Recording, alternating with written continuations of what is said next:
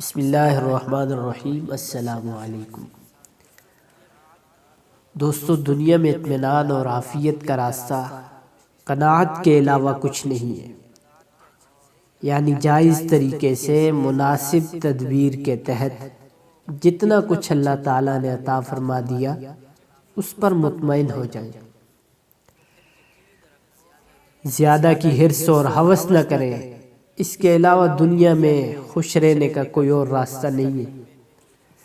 مال و دولت کے انبار لگا لو، بینک بیلنس کے انبار لگا لو، کوٹھیاں بنا لو، کاریں رکھ لو، لیکن اگر قناعت نہیں ہے تو ان کوٹھیوں اور بنگلوں میں بھی سکون نہیں ملے گا، اس مال و دولت کے ڈھیر میں بھی سکون نہیں ملے گا۔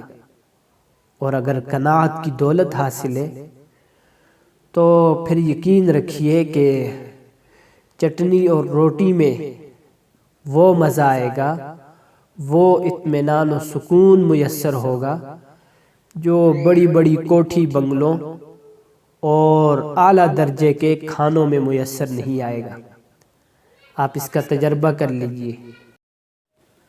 پریشانی تو اس لیے ہوتی ہے کہ ہم نے پہلے سے اپنے ذہن میں یہ منصوبہ بنا لیا کہ اتنی آمدنی ہونی چاہیے۔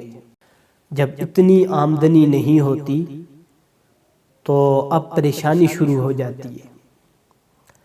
لیکن اگر اپنا خرچ کم کر کے اپنی زندگی کو سادہ بنا لیں اور اپنے آپ کو اس کے مطابق ڈھال لیں اور یہ سوچ لیں کہ اگر اللہ تعالیٰ نے کم دیا ہے تو کم پر گزارا کروں گا، اور اگر زیادہ دیا ہے تو اس کے مطابق گزارا کروں گا، اور اس کے نتیجے میں اپنی آمدنی پر مطمئن ہو جائیں،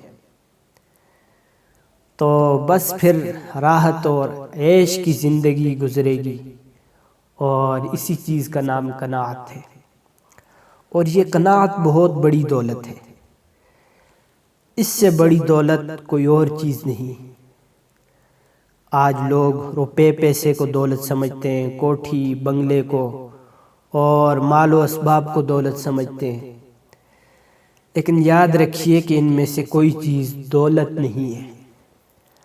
اصل دولت جو ہے وہ قناعت ہے۔ سامان کی کثرت اور مالداری کا نام غنی نہیں ہے، بلکہ نفس کے غنی کا نام مالداری ہے۔ اگر نفس ہمارا غنی ہے تو ہم مالدار ہیں۔ کہ انسان کا دل بے نیاز ہو، کسی کے سامنے ہاتھ نہ پھیلائے اور کسی کے سامنے اپنی حاجت ظاہر نہ کرے، اور اسی طرح ناجائز طریقوں سے دولت جمع کرنے کی فکر نہ کرے۔ بس جو کچھ ملا ہے اسی پر مطمئن ہو جائیں، اور جو کچھ نہیں ملا تو اس پر یہ اطمینان ہو کہ وہ میرے حق میں بہتر ہی نہیں ہے۔ اگر میرے حق میں وہ بہتر ہوتا تو مجھے ضرور ملتا۔ اللہ تعالیٰ کے نزدیک میرے لیے اسی میں بہتری ہے جو مجھے ملا ہے۔